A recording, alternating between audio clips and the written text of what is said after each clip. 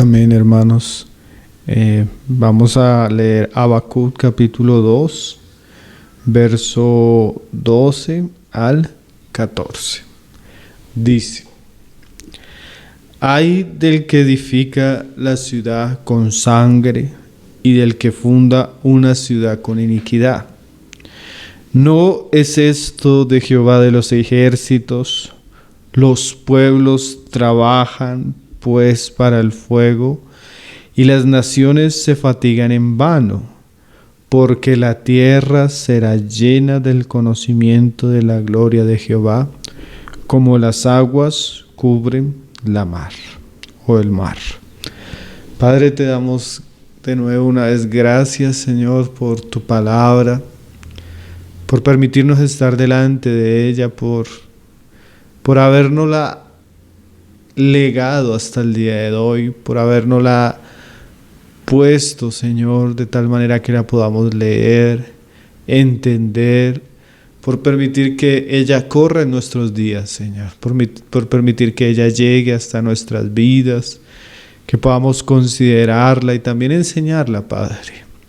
Te pedimos que tú bendigas la exposición de tu palabra, tanto a los que oyen como al que habla, Padre. Tú seas llenándolo de la gracia y del poder de tu Espíritu Santo, Señor. De tal manera, Señor, que al hablar podamos hablar verdad. De tal manera que al hablar podamos edificar a tus hijos, Señor.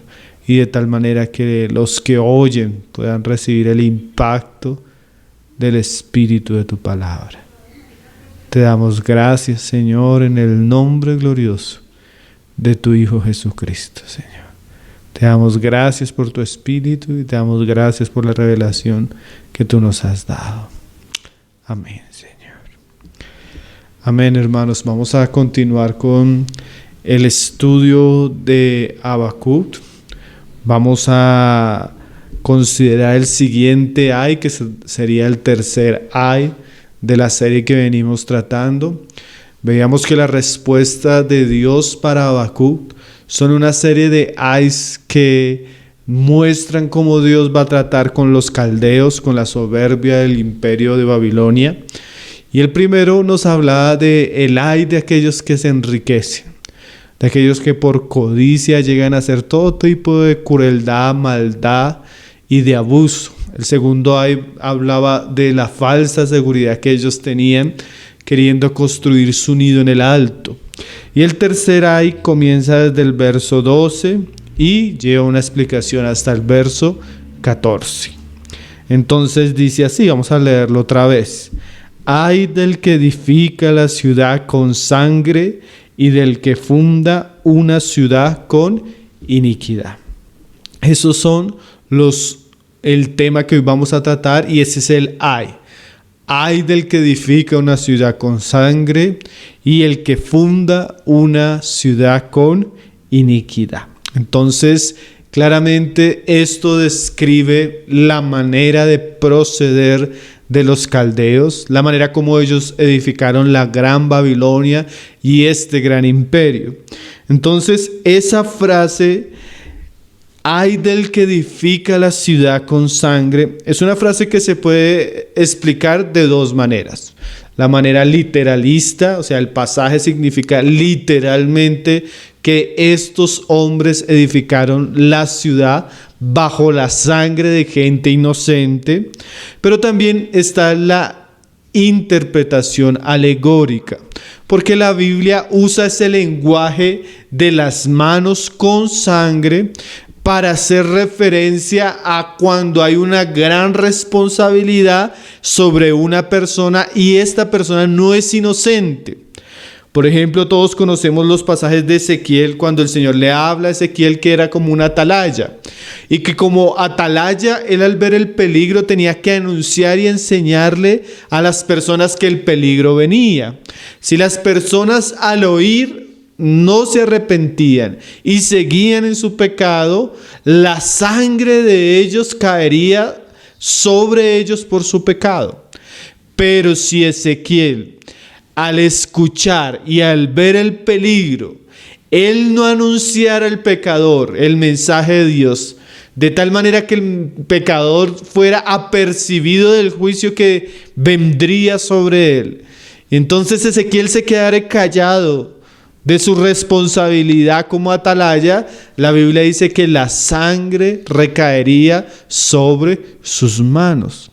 De la misma manera el apóstol Pablo, ahí en el capítulo 20, verso 26, hablando con los ancianos de la iglesia de Éfeso, después de haber llevado un ministerio de 3 años consecutivos donde él estuvo enseñando, acompañando y cuidando la iglesia en Éfeso, él llega y dice lo siguiente: Hechos 20, verso 26. Por tanto, yo os protesto el día de hoy que estoy limpio de la sangre de todos. Entonces, la sangre o estar limpio de la sangre de los hombres, en este caso la iglesia de Éfeso, quiere decir que Pablo era inocente, que Pablo no tenía culpa, que Pablo no tenía responsabilidad en las situaciones que la iglesia de Éfeso habría de afrontar, porque él fue un fiel ministro y él enseñó todo el consejo de Dios de tal manera que su responsabilidad delante de esta iglesia o asamblea se había cumplido. Ahora, entonces el lenguaje de que ay del que edifica la ciudad con sangre puede literalmente interpretarse que Babilonia fue edificada sobre la sangre inocente de todos los hombres que murieron de mano de los caldeos. O también puede interpretarse que la ciudad fue edificada con sangre, dando a referencia que el rey de Babilonia y su pueblo, al edificar esta ciudad, tenían una tremenda responsabilidad y sobre sus manos se encontraba la sangre inocente. ¿Sí? El hermano Warren Wiersbe, él hablando de una experiencia que él tuvo en California cuando él fue llevado en el seminario de Chicago, cuando él fue llevado por uno de sus profesores a un museo para conocer un poco la historia de aquella antigua Babilonia, sus edificaciones y toda la parte arquitectónica que se pudo reconstruir de Babilonia. Y él dice que él quedó tan maravillado al ver todas las cosas que llegaron a hacer estos babilonios en un tiempo tan arcaico.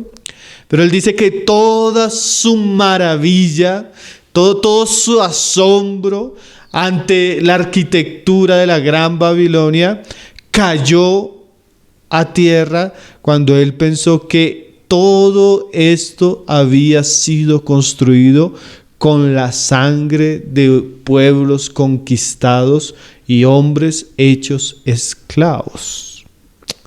Ahora, lo tremendo de lo que él dice es que no solo se cayó su asombro, sino que en su corazón hubo un tremendo disgusto, porque el alma del más insignificante de estos esclavos era más importante que cualquiera de los edificios de Babilonia. Y eso representa un poco lo que estamos hablando y vamos a ver hoy. El ay de Babilonia por causa de que la construcción de su gran ciudad fue responsable del sufrimiento, el sudor, las lágrimas y la sangre de muchos hombres. Y eso hace que la ciudad esté bajo un ay, bajo un lamento, bajo una circunstancia terrible delante de Dios.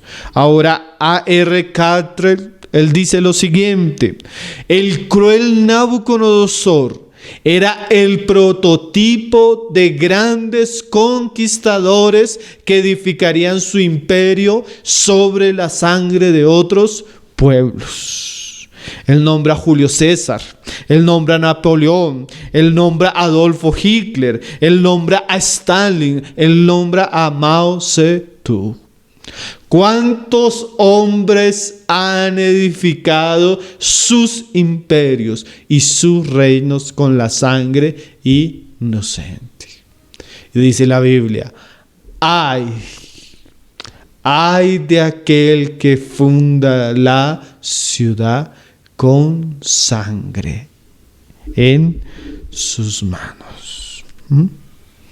Ahora, hermanos, esto puede ser tan actual para nosotros porque nosotros podemos vivir en un mundo, en un país democrático donde nuestros gobiernos tal vez no han llegado al poder de la misma manera que los caldeos. Pero la maldad del hombre no es diferente a la era de Nabucodonosor, sino que en nuestros días también podemos ver el espíritu de los caldeos, la maldad de los caldeos, y también podemos hacer escuchar los ayes de Dios sobre una generación que de una u otra manera tiene los mismos pecados en sus manos, una generación con las manos manchadas de sangre. Vamos a leer un pasaje ahí en Jeremías 22, verso 17, que se está hablando de estos reyes. Y dice así Jeremías 22, verso 17. Vamos a leerlo. Jeremías 22, verso 17. Dice: mas tus ojos y tu corazón no son sino para tu avaricia y para derramar sangre inocente, y para opresión, y para hacer agravio. Entonces el Señor condena a estos hombres porque sus ojos, dice ahí, solo eran para avaricia. Ahí está el primer y segundo ay. Y para derramar sangre. Ahí está el tercer ay. Entonces vemos cómo los babilonios, los caldeos, cayeron en todo tipo de maldad, crueldad, violencia, porque había una profunda y enferma avaricia en su corazón. Y ellos solo veían dinero. A ellos no les importaba la vida de los hombres. A ellos no les importaba la situación de las naciones que conquistaban. A ellos no les importaba el estado de los esclavos que ellos tenían. A ellos solo los alimentaba una enferma condición de su corazón. Eran personas supremamente avarientas. Ahora aquí se liga la avaricia con el derramamiento de sangre inocente.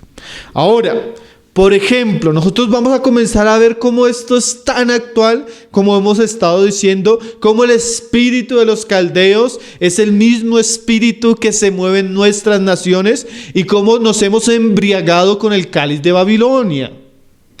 Por ejemplo, un ejemplo que es muy claro, hermano, muy contundente, un ejemplo que es visible y que todos nosotros podemos comprobar del tipo de gobierno, del tipo de empresa, del tipo de negocio, del tipo de imperio que es construido con la sangre inocente. Pensemos, hermanos, en el negocio del aborto. Ahora, en nuestros días, claro que todo esto se maquilla con un tono de humanidad, con un tono de derecho, con un tono de buscar ayudar a las mujeres, establecer ciertos derechos. Pero yo quiero que miremos un poco cómo esto que se veía en los caldeos se ve en nuestra generación, especialmente en esto. Ahora, ¿por qué decimos que el negocio del aborto? A veces nosotros pensamos que la discusión en nuestros congresos, las discusiones civiles, legales en torno al aborto que están sucediendo a nivel mundial, son un asunto que tiene que ver con una ayuda a cierto parte de la población, en este caso supuestamente las mujeres y el derecho de la mujer de decidir. Pero como vamos a ver o simplemente a mencionar, realmente esto no trata de la mujer y no se trata ni siquiera del inocente que está en el vientre, si es un bebé o no es un bebé. Se trata de un negocio lucrativo para algunos. Pensemos en la multinacional Planned Parenthood de Estados Unidos. Por ejemplo, esta multinacional para el año 2017 recaudó 563 millones de dólares.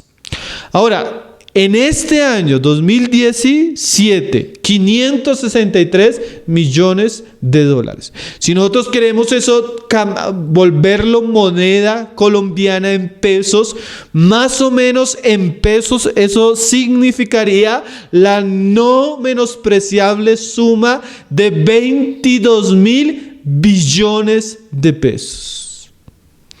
22.000 billones de pesos. ¿Usted sabe cuánta plata es eso? Casi el PIB de una nación.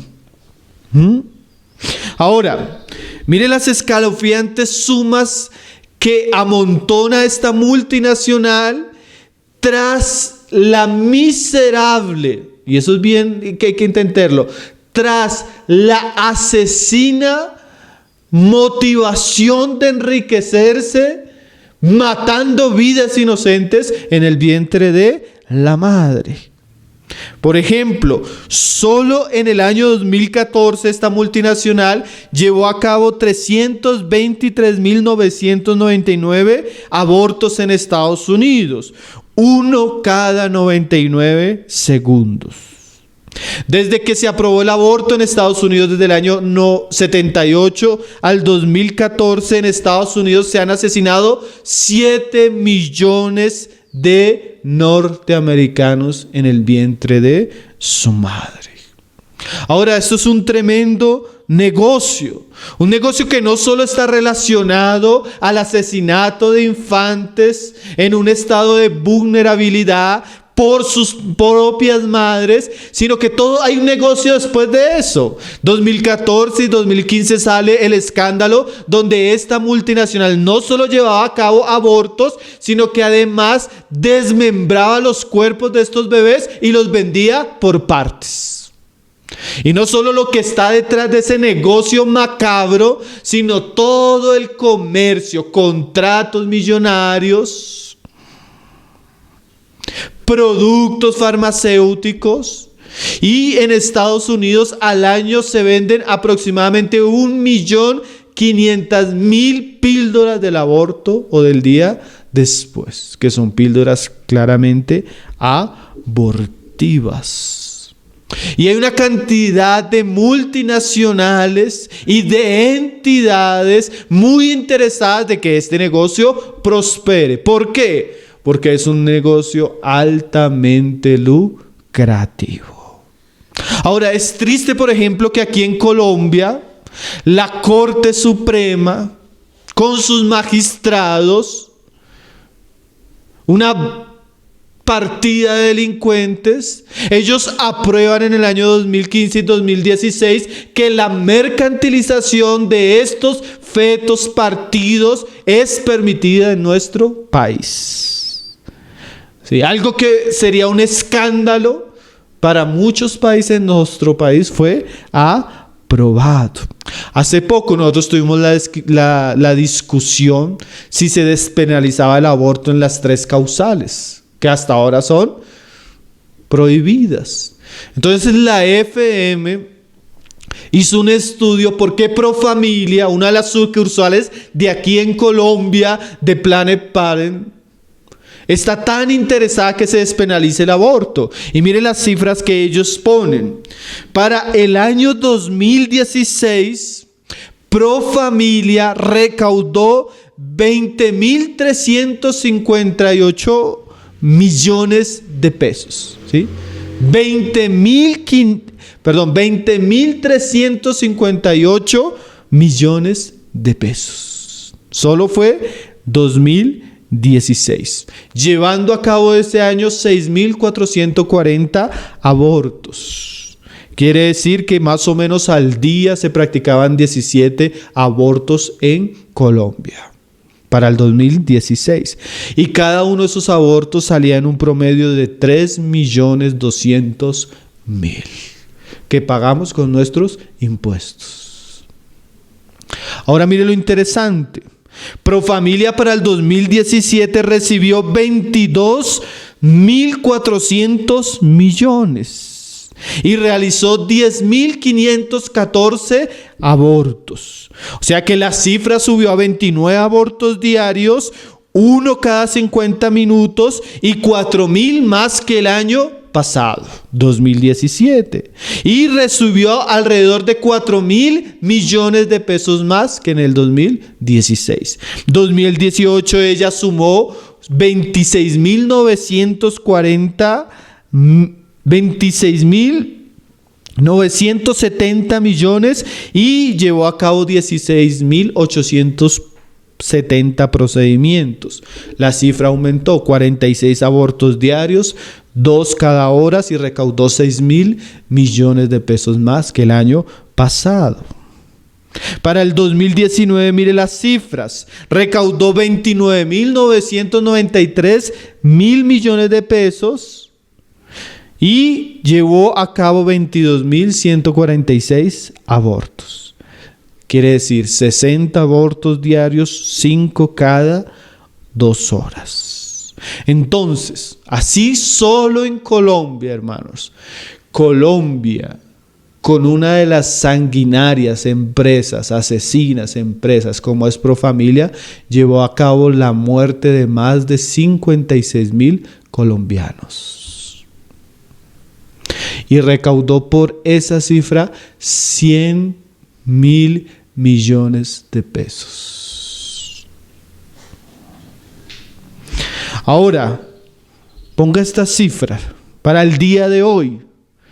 Las muertes a nivel mundial por la pandemia del coronavirus van en 76.000. Lo que mata Profamilia en 5 años en nuestro país por abortos. Esta cifra creo que de pronto va a cambiar un poco, no tengo la cifra exacta. En Colombia han muerto por coronavirus 50, 60 personas. Eso es lo que mata Profamilia en un día. En un día. Hermanos, hay de la ciudad que tiene o está siendo edificada con sangre. Hermanos, nosotros y nuestros gobernadores y legisladores han hecho del vientre de nuestras mujeres un campo de concentración nazi. John MacArthur decía en relación al aborto: no creo que nada muestre más claramente el colapso moral de una sociedad que el asesinato en masa de pequeñitos en los vientres de sus madres. ¿Sí? Pero estas entidades, nuestros políticos comprados, ideologizados, nuestros legisladores, nuestros jueces de la Corte Suprema, no ven sangre, no ven inocentes. Muchos de ellos se lucran de este maldito y asesino negocio. ¿Sí? Hermanos, Estados Unidos perdió 400.000 hombres en la Segunda Guerra Mundial. 400.000 vidas. Pero al día de hoy, Estados Unidos en un año mata 3 veces los hombres que murieron en la Segunda Guerra Mundial en abortos. 1.200.000 vidas. ¿Sí? 3 veces lo que murieron, de los que murieron en la Segunda Guerra Mundial. Mire lo que dice Jeremías 2, verso 34. Aún en tus faldas se halló la sangre de los pobres, de los inocentes. ¿Qué frase, hermanos? Dios considera un gran pecado la sangre, la muerte, especialmente de aquellos que no tienen cómo defenderse. El aborto es la eliminación o el asesinato de una vida. Y tiene todos los agravantes y la crueldad. Es un ser indefenso y es un ser incapaz de protegerse a sí mismo. ¿Usted ha visto un aborto? ¿Usted ha visto cuando le introducen el aparato para succionar al bebé, cómo él lucha para sobrevivir? Es una barbarie, hermano, lo que estamos viendo en nuestros días. Estamos volviendo a las épocas más oscuras de la humanidad. La Biblia enseña, hermanos, Éxodo 21, verso 22 y verso 23, enseña que si un hombre riñere con el otro y hubiera una mujer embarazada y por causa de que alguno de los dos la golpeó, la mujer abortare y su niño muriere, el hombre que hirió a la mujer, haya sido con intención o sin intención, el hombre debería morir.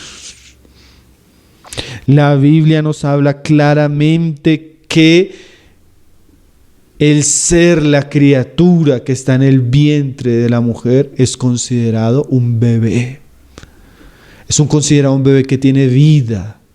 Es considerado un ser que ha creado Dios con sus propias manos. Mi embrión vieron tus ojos, dice el salmista.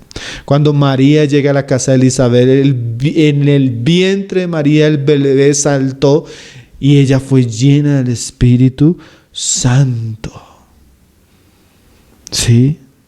No hay ninguna justificación, no hay ninguna situación que acredite o de mérito para que nosotros tomemos la terrible decisión de matar un bebé en el vientre.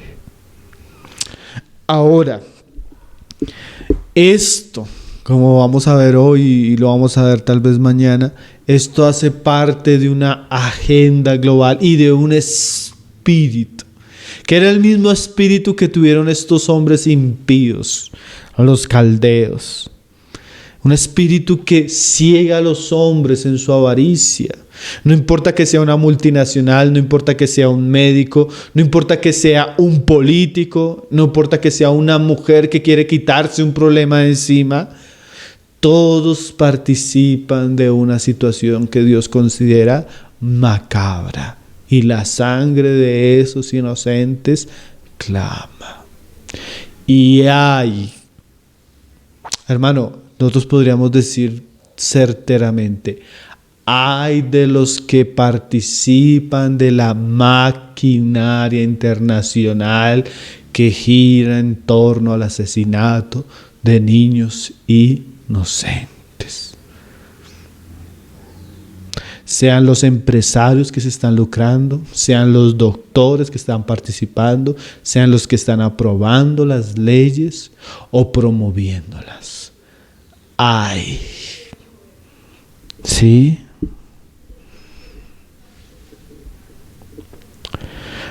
Mire lo que dice Jeremías 2:34. Dice: aún en tus faldas se halló la sangre de los pobres, de los inocentes. No los hallaste en ningún delito. Sin embargo, en todas estas cosas dices: soy inocente, de cierto su ira se apartó de mí. He aquí yo entré en juicio contigo porque dijiste: no he pecado. Hermanos, todavía hay gente con el descaro de decir que no es un pecado, sino que es un derecho. Todavía hay gente con el descaro de decir que no han pecado y que se debe defender y promover.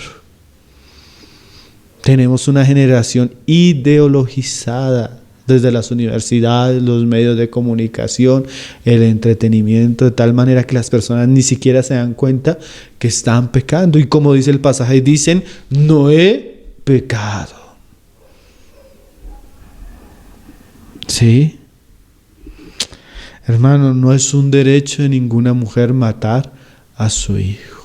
No es nada aplaudible para una nación aprobar y legislar en torno a estas macabras prácticas. Ahora volvamos a Habacuc. Habacuc 2:12 dice: ay del que edifica la ciudad con sangre y del que funda una ciudad con iniquidad. Esa palabra iniquidad, impiedad, puede traducirse con mal, injustamente, con maldad, haciendo lo malo. O sea, hay un mal para aquellos que tienen la edificación de su ciudad, de su imperio, con la sangre de inocentes, y hay de aquellos que edifican la ciudad con maldad, con impiedad, con injusticia, haciendo lo malo. Les espera un ay de parte del cielo. Ahora piensen en los tiempos que estamos viviendo. Piense, por ejemplo, en Estados Unidos, una nación que sus fundadores fundaron la nación bajo principios cristianos, poniendo la Biblia en alto, distribuyendo Biblias, llevando los valores cristianos al máximo, trayendo gran bendición, prosperidad y riqueza sobre esta nación. Pero mire lo que ha sucedido y los hay que vienen detrás de eso y la influencia que eso ha traído a muchas naciones como las que nosotros vivimos aquí en Latinoamérica. Por ejemplo, John Dewey, que de alguna manera es el padre del humanismo moderno, el padre de la educación humanista, él dijo en 1993, firmando el primer manifiesto de educación humanista, que se incluían estos tres principios fundamentales. El primero, decía él, no existe el creador. El segundo, no existe la creación. Y el tercero, pues no existe valor moral absoluto de parte de Dios. Entonces mire las premisas de la educación humanista que comenzaron a establecer el mal y la impiedad sobre una nación. No existe Dios, no existe la creación de Dios, no existe valores morales absolutos que vengan de parte de Dios. 30 años después, para 1962, la oración fue prohibida en las escuelas de Estados Unidos. 300 años de oración pública que son tiradas a la basura por un sistema humanista. 1 año después, se prohíbe la lectura de la Biblia en las escuelas. 5 años después se anulan las leyes que prohibían la enseñanza de la evolución. El país comienza a volverse un país que pasa de tener valores cristianos a ir en contra de la fe cristiana y comenzar a establecer una fe humanista, una fe relativista y una fe ateísta. Pero la caída de esta nación no paró ahí. Porque ahí viene a desembocar en las cosas que venimos hablando. 1973, el aborto es declarado legal. Una agenda desconocida para muchos comienza a establecerse como base de lo que serían los principios de esta nación. Ahora, no es solo Estados Unidos, como lo estamos diciendo, y no solo son los caldeos los que edificaron la ciudad bajo la impiedad. Porque esto es bien importante entenderlo. Segunda a los Tesalonicenses capítulo 2, verso 6. Mire lo que dice el pasaje de Pablo hablando del anticristo y del gobierno final. Y a vosotros ahora sabéis lo que lo detiene, a fin de que a su debido tiempo se manifieste. O sea, Pablo entendía que el anticristo no se iba a manifestar porque habían cosas que lo detienen. Ahora hay toda una discusión escatológica en qué es lo que lo detiene. Pero yo no me quiero detener ahí. Yo quiero mirar la acción que estaba sucediendo ya en el tiempo de Pablo, que está sucediendo en nuestros días y que ha venido operando. Dice ahí, porque ya está en acción el misterio de la iniquidad. Solo que ahí quien al presente lo detiene hasta que él a su vez se ha quitado de en medio. Entonces Pablo dice que el misterio de la iniquidad, que es el establecimiento del imperio del anticristo y la manifestación del inicuo del hombre de perdición, aunque no se haya llevado a cabo, hay una operación de él. Y ese misterio se habla acá que es el misterio de la iniquidad. O sea que el misterio de la iniquidad está en acción, solo que a veces, como nosotros decíamos, nosotros desconocemos la acción de ese misterio de iniquidad. Mas ese misterio cada vez va avanzando y cada vez va preparando las naciones y el ambiente global para el establecimiento del anticristo. Ahora es muy interesante que se habla que ese impío, que ese rey que va a estar contra Dios, contra Cristo, que va a ser el engendro de Satanás en la tierra, él trabaja a través de la iniquidad. Y mire lo que estaba diciendo Habacuc: ay del que funda la ciudad con iniquidad. Y ahora se nos dice que ese espíritu que también operó en los caldeos, también opera en nuestros días y en las naciones para dirigir las naciones hacia algo. Ahora, en estos días estaba leyendo el libro de la visión de David Wilkerson, escrito en 1973, donde la nación comenzaba a tomar otro rumbo en Estados Unidos, donde él comienza a hablar de ciertas cosas que en sus días no se veían, pero que el Señor le permitió ver proféticamente que iban a suceder y ya están sucediendo. Pero él llega a hablar de esto de la siguiente manera. Él dice en la visión que él está teniendo: yo veo que se intentará alcanzar su objetivo de seducir a los hombres. Él ve que va a haber un caos en la humanidad, y ese caos va a ser consecuencia de lo que él llama un derrumbe moral. Y él dice las siguientes palabras: se abrirán las compuertas del infierno y se procurará bautizar al mundo en la inmundicia erótica y en la obscenidad y en la sensualidad. Este derrumbe moral sobrepasará todo lo que la mente humana sea capaz de imaginar. Ya un espíritu demoníaco de lujuria está pasando sobre muchos países, trayendo consigo desnudez, perversión y una inundación de inmundicia. O sea, él ya veía eso, pero él decía: va a venir cosas que vamos a ver cómo la inmundicia va a ser arrolladora en nuestra generación. Y usted comienza a leer el libro de él, y usted comienza a ver que él comienza a ver mujeres que comienzan a salir desnudas en la televisión, en los noticieros. Él comienza a ver los sitios de periódicos, y él va a comenzar a decir que van a comenzar a llenarse de revistas de pornografía.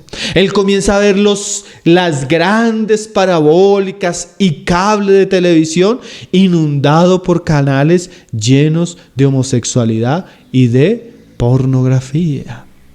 Para él eso era inaudito en esa época. Para él era inaudito que una nación como Estados Unidos, de trasfondo cristiano, fuera arrollada por todo ese tipo de suciedad. Ahora, hermanos, lo que David Wilkerson vio no se compara con lo que estamos viviendo en nuestros días. Nosotros vivimos en una ciudad. Nosotros vivimos en una nación. Nosotros vivimos en una generación. Nosotros vivimos en unos tiempos donde la impiedad ha carcomido todas las esferas de la vida del hombre. Su educación, su entretenimiento, sus leyes, su diario vivir. Todo está siendo corrompido con impiedad. Ahora, esa frase: ay del que funda una ciudad con iniquidad, especialmente se refiere a fundar una ciudad, es establecer los fundamentos de esa ciudad sobre la impiedad, sobre el pecado, sobre lo malo. Hay una entrevista muy buena que le hacen al hermano Miguel Núñez en un programa de de un noticiero en República Dominicana, donde él habla acerca de las leyes que están queriendo imponer del aborto en su país. Ellos se han opuesto como cristianos y el Señor les ha dado cierta victoria, no como en Colombia, que ya perdimos esa guerra hace algunos años.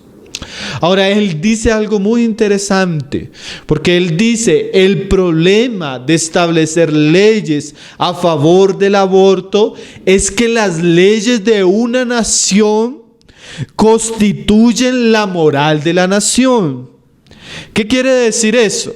Las leyes dan a entender a los ciudadanos qué es lo bueno y qué es lo malo, qué es lo que la nación tiene que aplaudir, reconocer, promover, y qué es lo que la nación tiene que castigar, censurar y mostrar que es delito. Entonces, de alguna manera, las leyes de nuestra nación establecen la moral de nuestro país. Es por eso tan serio que cuando nosotros aprobamos leyes corruptas o impías, no solo estamos abriendo las puertas a lo malo, sino que le estamos dando un mensaje a los ciudadanos, dándoles a entender que eso no es malo, sino que aún es aplaudible, y promoviéndolo. Y aquí el ay de Habacuc es un ay muy significativo para nuestros días. ¿Por qué muy significativo? Hermanos, porque nuestras naciones tienen como fundamento en sus leyes cosas que realmente son una aberración y una ofensa contra Dios. Dice ahí, ay del que funda una ciudad con iniquidad. Como alguien decía, el humanismo trajo consigo una sociedad relativista. ¿Qué es una sociedad relativista? Donde no hay valores absolutos, donde no hay leyes, donde no hay verdad, donde no hay reglas. Entonces es una cultura basada en la opinión del hombre, en las pasiones y en los deseos del hombre. Entonces al hombre no lo gobierna la ley absoluta moral divina, sino le gobierna lo que le conviene o lo que él desea. Y sobre esa base relativista y humanista estamos viendo la formación de nuestros gobiernos, el caminar de nuestras naciones. Y como dice Habacuc, hay de los que edifican la ciudad con sangre inocente, pero también hay de los que edifican la ciudad bajo la impiedad. Ahora, por ejemplo, porque es bueno que nosotros despertemos nuestra conciencia. Recuerde lo que leíamos la vez pasada: salid de allí, pueblo mío. Una de las cosas devastadoras que decía Wilkerson en la visión, en su libro, él decía: será tanto la saturación de impiedad que los mismos cristianos piadosos verán cómo sus conciencias se acostumbran al pecado y caen en los mismos vejámenes que los impíos. ¿Sí? Así como la desnudez no es un pecado para la mujer impía que va a la playa y manifiesta su desnudez desvergonzadamente, la mujer cristiana hace lo mismo hoy. Así como el hombre deja a su mujer, se mete con otras mujeres, destruye su matrimonio, vive en divorcio, se vuelve a casar, así hasta muchos ministros de la palabra. Entonces lo que decía Wilkerson de la impiedad se volvió parte de nuestra vida. Mas no deberíamos ser así, hermano. Estamos en el mundo, pero no somos del mundo. Es lamentable, hermano, cristianos entreteniéndose con películas donde la homosexualidad es promovida como algo gracioso. Es lamentable cristianos participando de todo tipo de vejámenes con los que el mundo se entretiene. ¿Sí? Ahora mire lo que dice el Salmo 33, verso 12. Dice: bienaventurada la nación. Las otras son ay, Pero mire lo que dice la palabra. Bienaventurada la nación cuyo Dios es Jehová. ¿Qué quiere decir eso?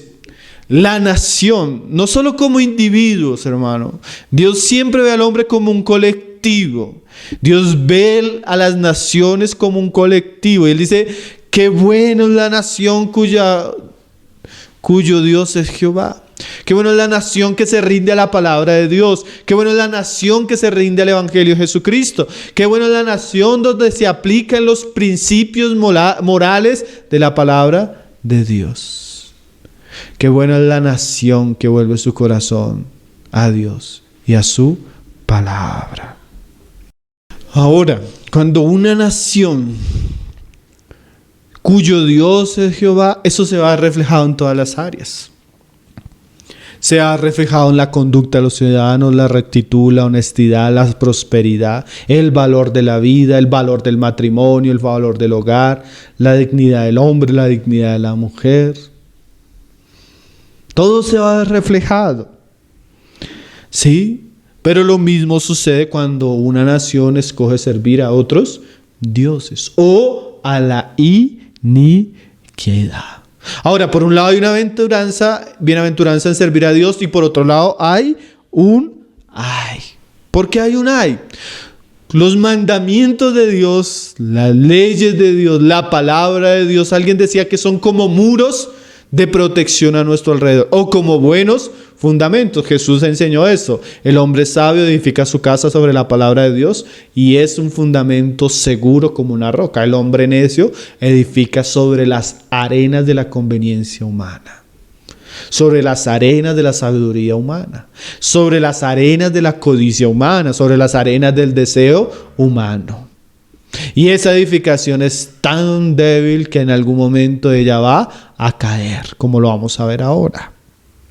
Entonces, como decíamos ahora, una nación es bendecida por Dios, es prosperada por Dios cuando ella tiene a Dios como su Dios y su palabra como autoridad. Pero hermanos, la ciudad que se edifica en la impiedad, en la maldad, solo le espera la ruina. ¿Sí? Y es triste, hermanos, porque nosotros podemos ver en nuestras leyes, como decíamos ahora, impiedad. Piensen en el aborto, ya eso es un ejemplo terrible de cómo nuestra humanidad, de cómo nuestros días, nuestras ciudades, nuestros gobiernos han caído ante el misterio de la iniquidad. Pero piensen en otro tipo de leyes, por ejemplo, aquellas leyes que deberían tratar severamente el crimen, el robo, el secuestro, el asesinato, hoy son tan laxas en nuestros países que lo que abunda es ¿qué? El robo, el asesinato y el crimen sin impunidad. El valor de la vida se ha perdido en nuestros días. Tanto que un hombre va y mata a otro y paga 5 años en una prisión y sale a seguir cometiendo crímenes. Y no solo el asesino, el violador. Si nosotros tuviéramos temor de Dios y si nosotros valoráramos la vida, penas más serias y más certeras sanarían la corrupción de nuestra sociedad. Pero tenemos una sociedad que apoya el crimen, defiende al malhechor y persigue a veces al cristiano. Nuestro país, hermanos, con ese tremendo escándalo o tremenda estafa con la que hizo nuestro antiguo presidente con el acuerdo de paz.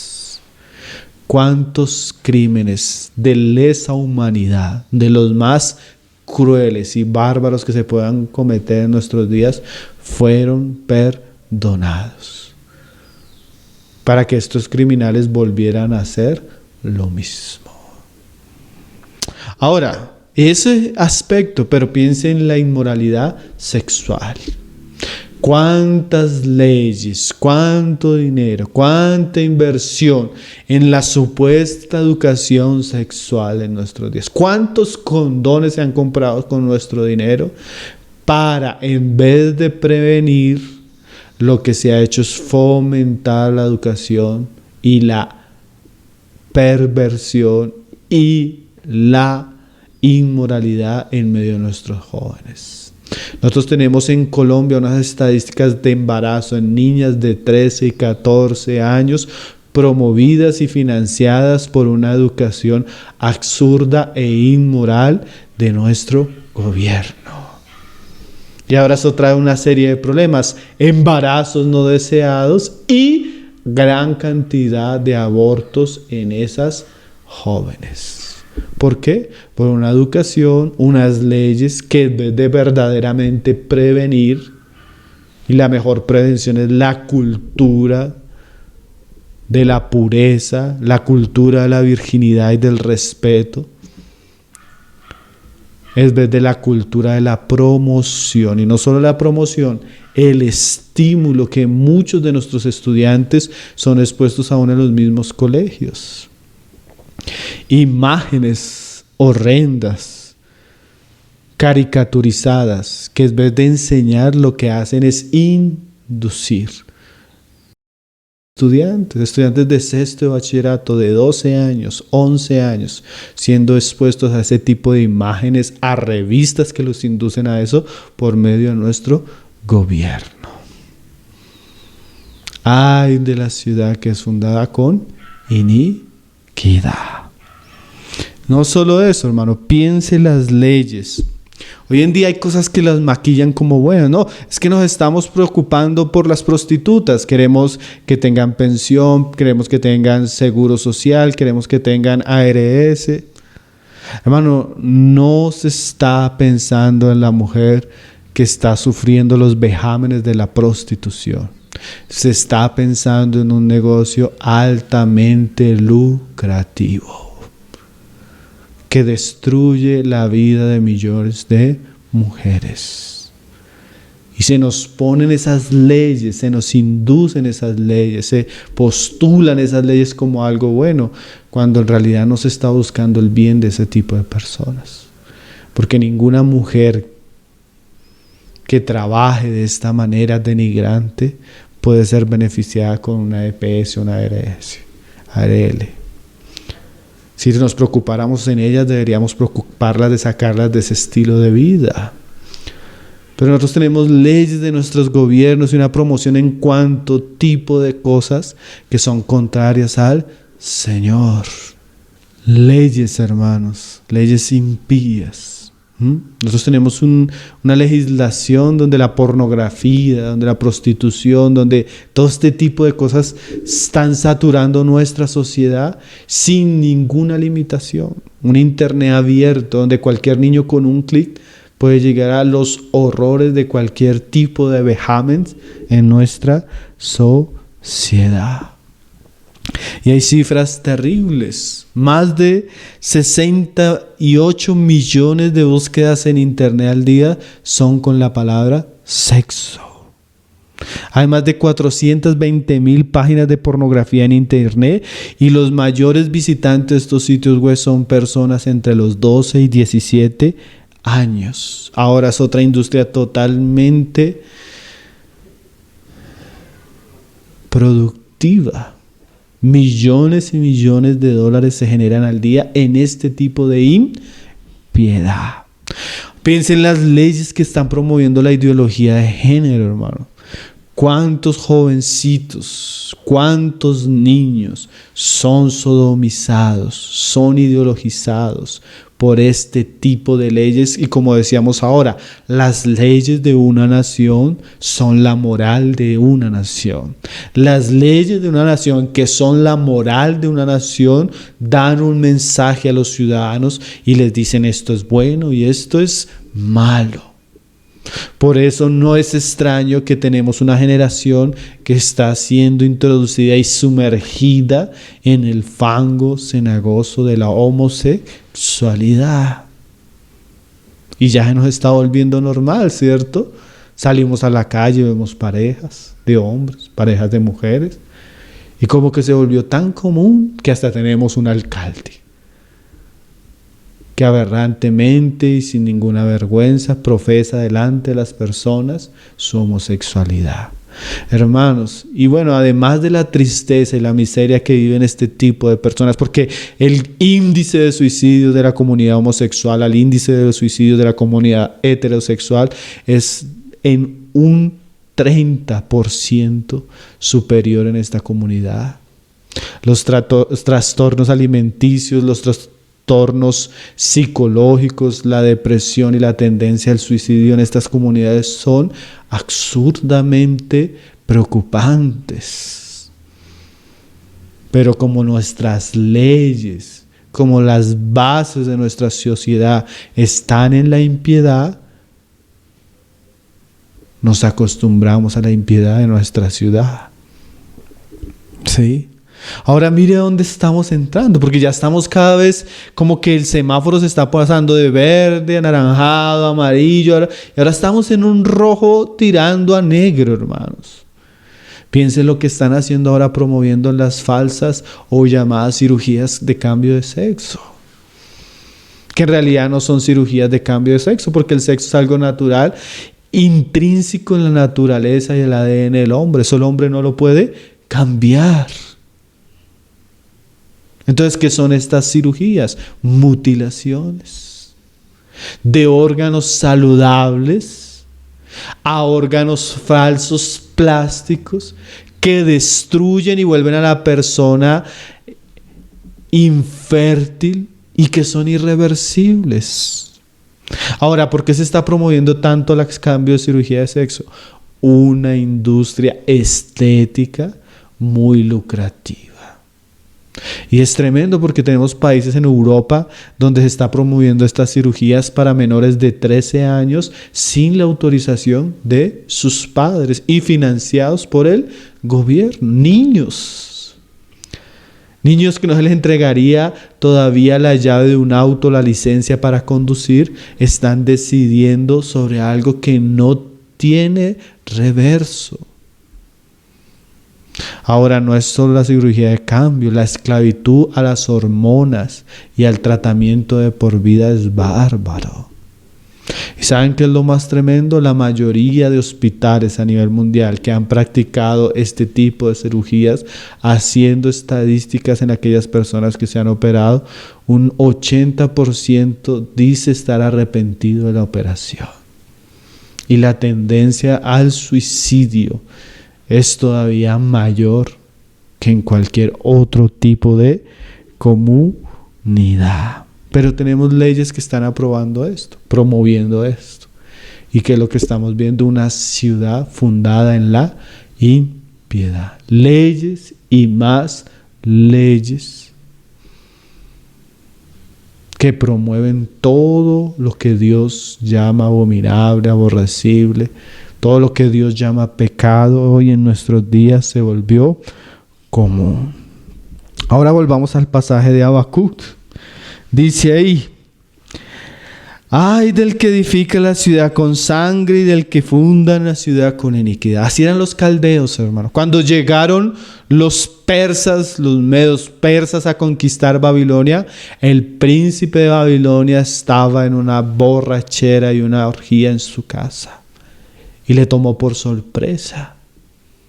Así, hermanos, nosotros podemos ver que la impiedad en nuestras naciones, la sangre que está derramando nuestra sociedad, en algún momento va a ser presa del juicio de Dios. Y mire lo que dice el verso siguiente para ir acabando. ¿No es esto de Jehová de los ejércitos?, pregunta el Señor para Habacuc, y responde: los pueblos pues trabajan para el fuego, y las naciones se fatigarán en vano. ¿Qué le está diciendo el Señor a Habacuc? Todo ese trabajo, todo ese avance, toda esa prosperidad de los impíos va a ser llevada al fuego. Ahora, ¿qué quiere decir al fuego? Por un lado, nosotros siempre interpretamos que eso va a ser quemado, en un sentido. Pero esa palabra para el fuego tiene una aplicación y una explicación más amplia en las Escrituras. Ahí en 2 de Tesalonicenses 1:7 se nos habla del fuego como el juicio de Dios. Así como decíamos la vez pasada que los caldeos se engordaban, o el rico se engorda como un animal para la matanza, como cuando usted quiere comer un animal en diciembre y usted lo engorda todo el año para ese día podérselo comer bien gordo. Así las naciones trabajan y acumulan para algún día pasar por el fuego o pasar por el juicio de Dios. Dice ahí 2 de Tesalonicenses 1, verso 7. Y a vosotros que sois atribulados, algún día cuando el Señor vuelva, aquellos que son atribulados por causa de su nombre, dice ahí, ellos van a ¿qué? Recibir reposo. Daros reposo con nosotros cuando se manifieste el Señor Jesús desde el cielo con los ángeles de su poder. Y mire esta idea que tiene Pablo ahora. Dice, en llama de fuego. O sea que cuando el Señor venga, Él va a volver como fuego consumidor. ¿Para qué? Para dar retribución a los que no conocieron a Dios. O sea que las naciones trabajan, se esfuerzan y se fatigan, pero va a llegar un momento donde el fuego de Dios, que es la retribución santa para los hombres que no les conocieron, vendrá. Y dice ahí, ni obedecen al evangelio de nuestro Señor Jesucristo. Y mire lo que va a hacer. Los cuales, o la manera como les va a retribuir, sufrirán pena de eterna perdición. O sea que cuando el Señor venga, Él no solo va a quemar las obras de las naciones, sino Él va a ser como un bautismo de fuego para las naciones, en el sentido de que Él va a consumir todo lo que las naciones han hecho y va a consumir perpetuamente a los hombres en el fuego santo de la ira de Dios.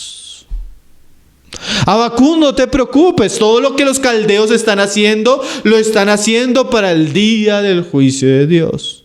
Lo están haciendo para el día de la retribución. Porque toda esa impiedad y toda esa sangre caracteriza a pueblos y naciones que no conocen a Dios, ni conocen el evangelio de Jesucristo. Es más, se están engordando para la matanza. Los cuales sufrirán. Este quemarse no es un momento donde Dios va a quemar las obras de las naciones y acabó todo, sino dice ahí, los cuales sufrirán ¿qué? Pena, juicio, condenación, y de una manera eterna. La Biblia no habla de la aniquilación. La Biblia no habla de que los hombres dejarán de ser y sus obras consumidas un solo día. No, la Biblia nos habla de una condenación. Dice ahí, los cuales sufrirán pena de eterna perdición. Y dice ahí, excluidos de la presencia del Señor y de la gloria de su poder. O sea, Habacuc, toda la maldad, la impiedad y el pecado que ves en ellos será pasado por el fuego divino. Será retribuido en el día del juicio y será puesto en el fuego que arde pero no se apaga. En el fuego que arde pero no se consume. En el fuego que arde pero que consumirá a los adversarios eternamente. El hombre sin Dios, en rebelión contra Dios, contra Cristo, contra la palabra, que vive en impiedad y que se alimenta de la sangre inocente solo con el fin de enriquecerse, es un hombre que está destinado al fuego eterno. Las naciones que están edificando con lo que hoy llamamos nosotros y denunciamos como abominable, pasarán por el juicio de Dios. Y dice Habacuc, trabajan para el fuego y las naciones se fatigan en vano. Todo esto por lo cual los caldeos corrieron, todo eso por los cuales los caldeos en su codicia avanzaron, fue un trabajo en vano, fue un trabajo perdido, fue un esfuerzo que los destruyó a sí mismos, como veíamos aquel día, destruyó su alma y los expuso al juicio divino. Y mire lo que dice el verso 14: porque la tierra será llena del conocimiento de la gloria del Señor, como las aguas cubren la mar. ¿Qué le está diciendo el Señor a Habacuc? Esa maldad, esa violencia, esa impiedad, toda se está acumulando para el día del juicio de Dios. Y aquellos que ellos aborrecieron, aquellos que ellos odiaron, aquel que ellos rechazaron. ¿Quién es ese? Dios, su verdad, su gloria, su conocimiento, su Hijo, su Evangelio. Todo aquello que los hombres resistieron, todo aquello que los hombres abominaron, en última será aquello que llene toda la tierra. Los hombres se consumirán en el fuego de la justicia divina, mientras la tierra es introducida en una nueva era con un gran rey cuyo reino llenará toda la tierra. Esa es la era dorada, hermanos. Esa es la era gloriosa del reino milenial de Cristo.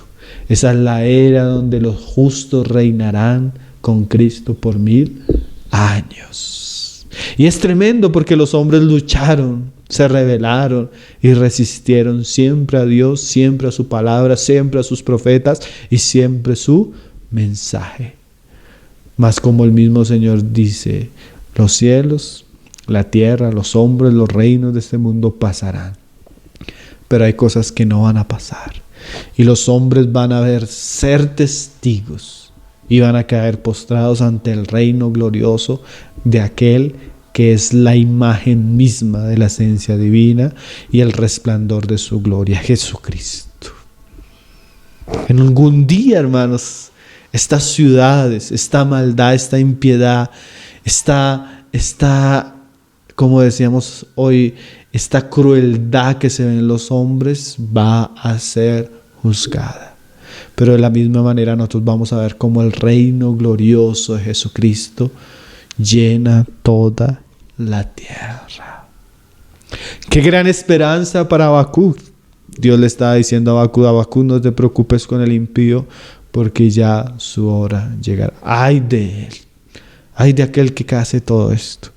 Pero también le está diciendo a Habacuc, llénate con la esperanza de que algún día tú vas a ver la tierra llena de la gloria del Señor.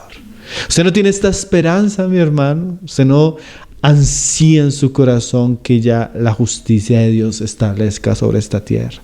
Usted no ansía que el pecado, la maldad, la impiedad, la violencia, el odio, la envidia, la inmoralidad y la lujuria del hombre y de la carne del hombre sea extirpada de esta tierra.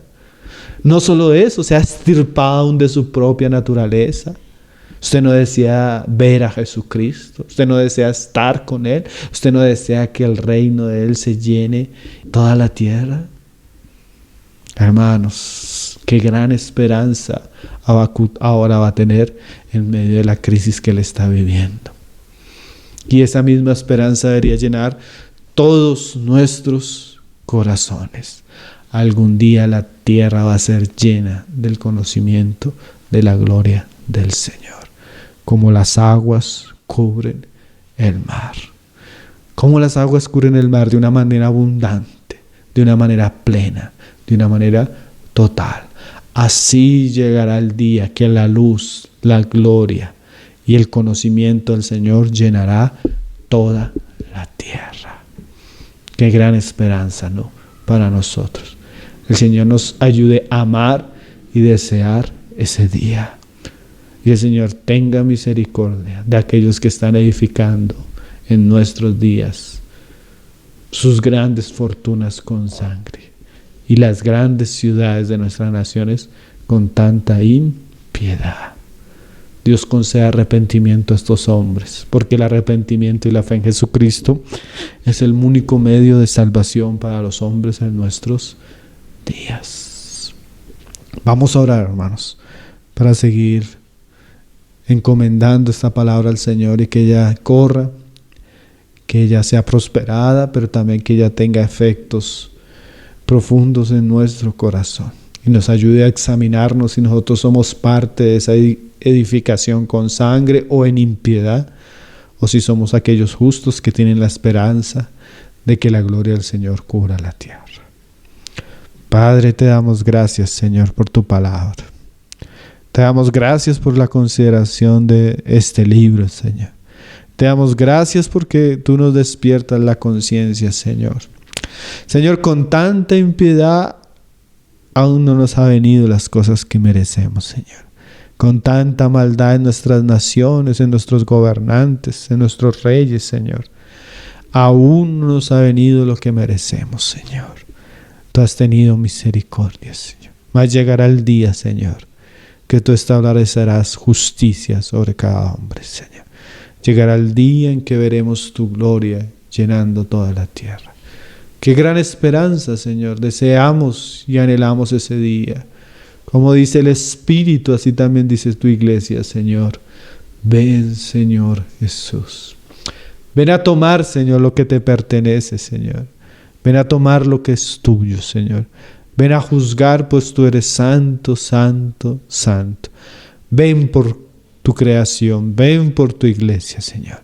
Ven por lo que es tuyo, Señor. Lo que tú compraste y redimiste con tu sangre, Señor. Esperamos y anhelamos ese glorioso día en este momento, Señor. Ven, Señor Jesús. Bendice tu palabra, Señor, y úsala, Señor, para que sea edificación para muchos. Lo pedimos en el nombre de tu Hijo Jesús, Señor. Amén.